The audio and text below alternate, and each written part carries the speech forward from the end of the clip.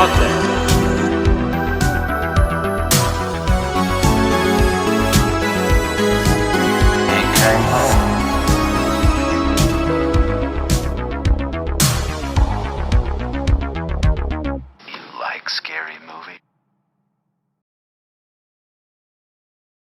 All right, let's kick this off. Okay, in 1977, a live television broadcast. Yeah, I can't talk. Yeah, it was horribly wrong, unleashing evil into the nation's living rooms. I wonder what we're talking about tonight. I have no idea. Oh, they know. They know. Oh, they're not stupid. They read it. That's why they're watching it. It's we're having dinner with the devil tonight. A TV dinner with the devil. A TV dinner. Late night. It's going to be a late night. Yes, with the devil. With the devil. Yes, that's right. Corin Macabre is here to review Late Night with the Devil. Yes, been pretty popular. I'm wearing my cross. Yeah. Oh God, I'm unprotected. This movie's pure evil. I'm gonna start with intros. Yes. I want to start with the intro, which I swear to God was 20 minutes long, and I'm just talking about the film companies and production companies and distributors or whoever was involved with making this film. Yes. Like, what? I'm like, so usually I catch a lot of stuff on Shudder, but this one I did catch prior to Shudder, and I caught it for a theater release, and a buddy I went with leaned in, I don't know, 3 or 4 company, screens into this. He's like, how many fucking companies were involved in this? So I was like, dude, I don't know.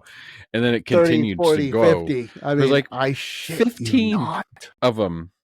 Whatever it takes, I guess. Because I'm happy it exists. Yeah. I'm happy. It takes place in 1977, and 1977 also gave us Star Wars,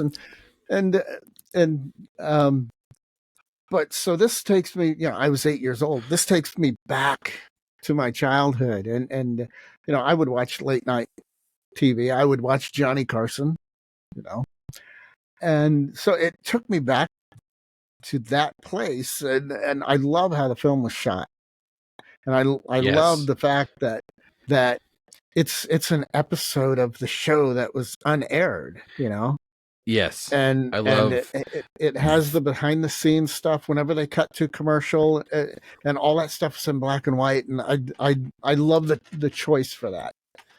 But yes, it looks like it has the look of being shot in 1977. Looked fantastic, because you very much inversed. What the fuck? Inversed. You are very much involved. Inverted. Yes. Inverted. I mean, crosses maybe. Yeah. But I mean it immerses it's an immersive into experience. Is what you're trying to say. Yeah, it's very much so. It that's draws what I was you looking in. for. It does. It pulls you in. And there's some scenes in this that are truly unsettling. There's very unsettling. Yeah. But the things, I mean, I'm a huge fan of makeup effects and practical effects. So this film leans into it, and I'm happy. I'm happy. I love. I did cut anytime we do shaving. Practical effects. What the fuck's this? Yeah. Yeah. I do want to talk about that specifically here shortly. But yes, overall, very, very little computer generated effects, practical effects, and they look good. They look good. They did not look fake. Very well placed. And with this, they did really good job making it look like it's still under the filter of this late 70s TV show. Yes, very much so. Yeah. But yeah, so our lead actor, David Dashelmain, it's it was nice to see him in a lead role for once. We see him as a side character a lot, and I actually enjoy him as an actor. And he's been kind of dabbling in and out of the horror genre, so it's nice to see him take a full dive and do full on horror in a lead role. And I thought he handled it really well. Character wise, acting wise, I loved all of it. Acting, everyone's acting in this was just spot on. I mean, spot on. It was, it was good. It arguably was good. hard to do with these characters, because you're playing characters that are solely based in a very real world, but in a different era.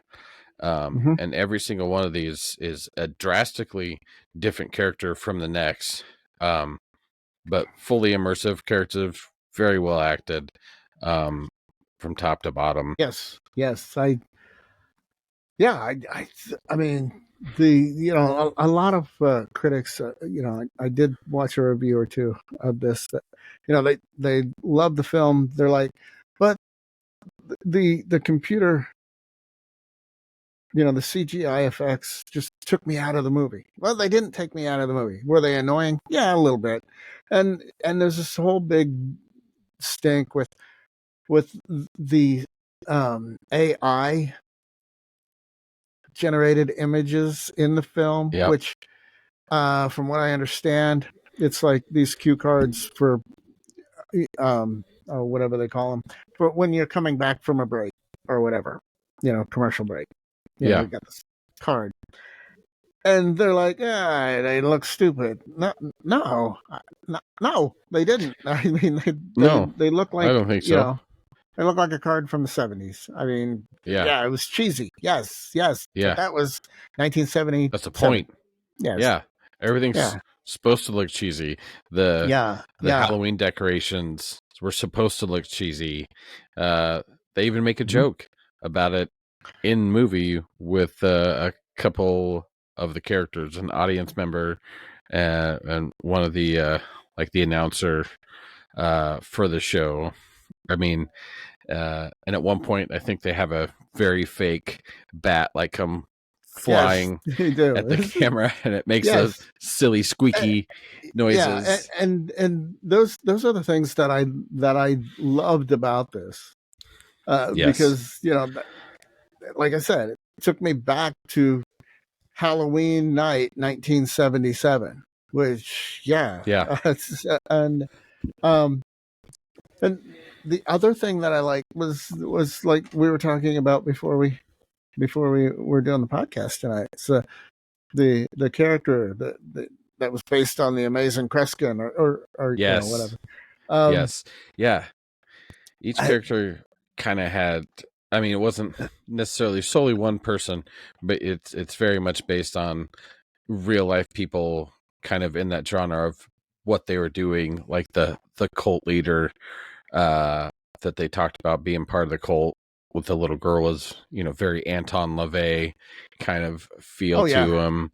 The Amazing Kreskin, even the lead character as the late night show host is very much a culmination of many different late night hosts you're used to seeing. And but the one thing that they didn't do, I don't think they touched upon, I mean, they talk about Johnny Carson for sure, but there was nothing. I mean, he was totally different personality and everything than Johnny Carson. So it was like the antithesis of Johnny Carson.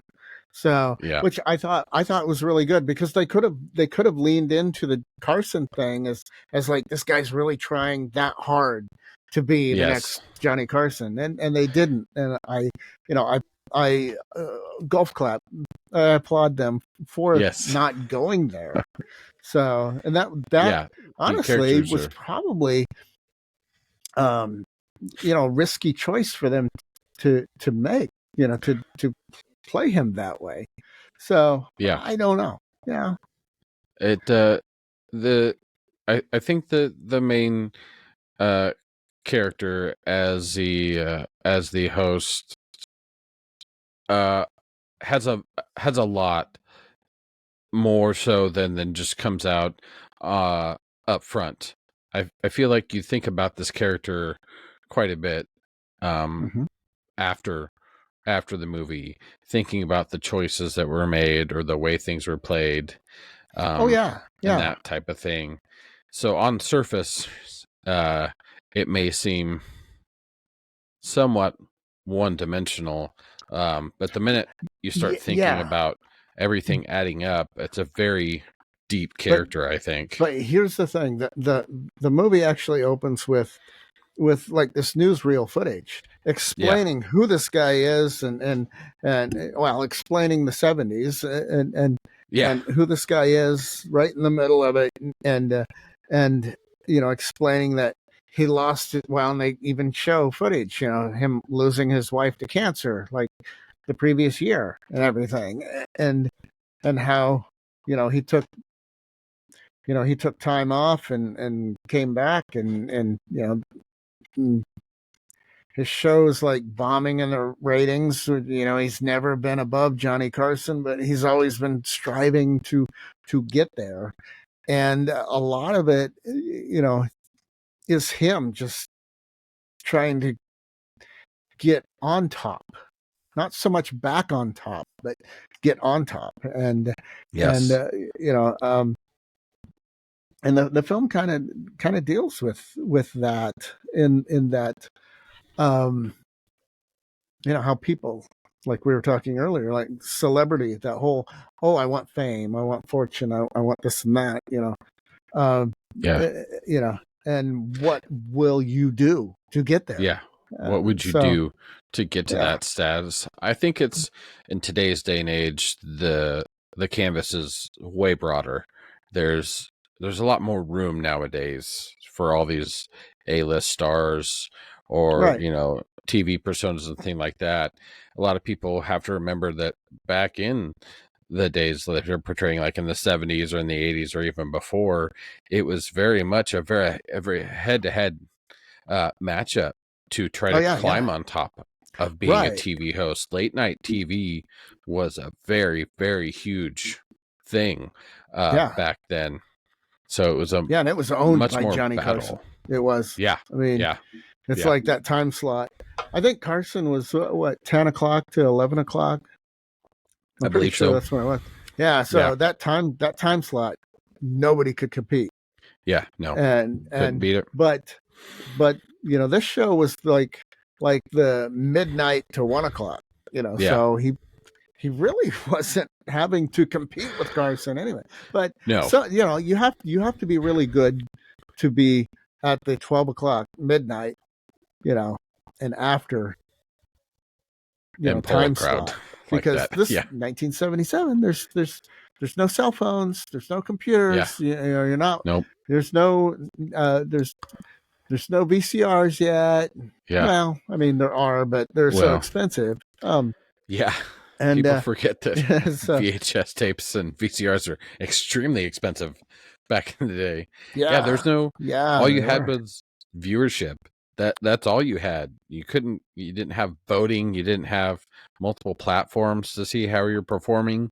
It was sweeps week, just like they talk about in the movie, and it was solely based on viewerships and poll and sponsors from companies, and that was a very unique thing and something cool for, I think, today's audience to view and be involved in.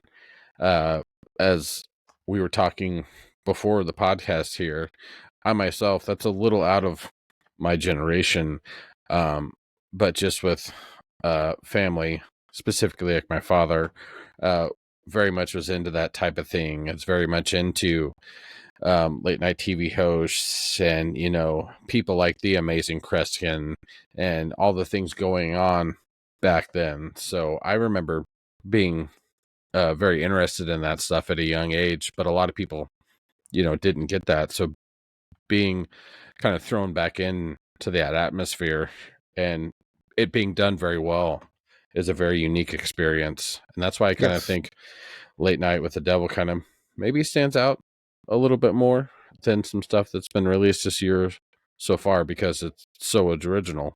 And as you mentioned earlier, the whole movie is just an episode.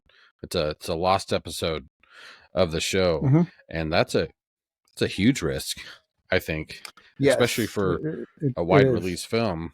Yes, it was a Shudder exclusive, but we had a large theater run for this, so hats off to them for that.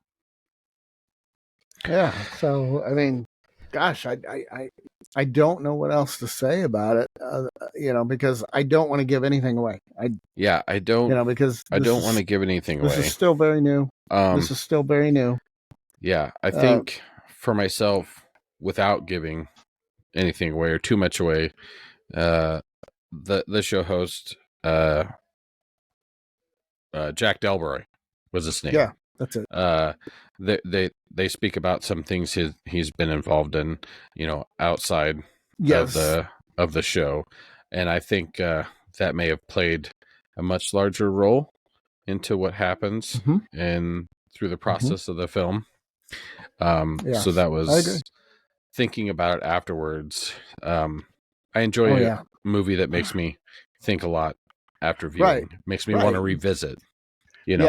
Yeah, and it's like I told you, I was going to watch it again after I watched it the first time, and I didn't get to do that because I've been so freaking busy. So I got I'm juggling 4 or 5 films right now. Yeah. So I say, if you like horror, if you like demonic stories, possession stories, supernatural, paranormal, check out absolutely Dinner with the Devil. Yes, Late Night with the Devil.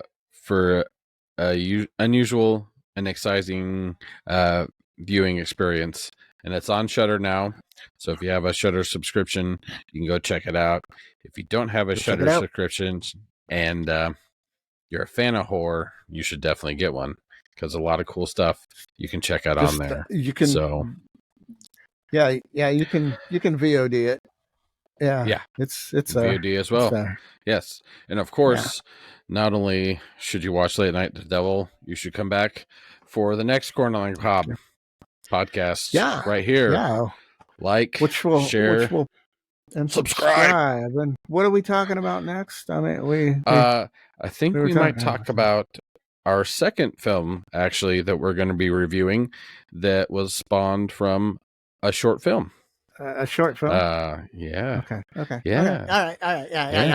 Yeah. We won't give too much away. Yeah, we'll have to come back. Yeah. Yeah. We won't go swimming at night. Okay. All right. Like, share, and subscribe. Take care.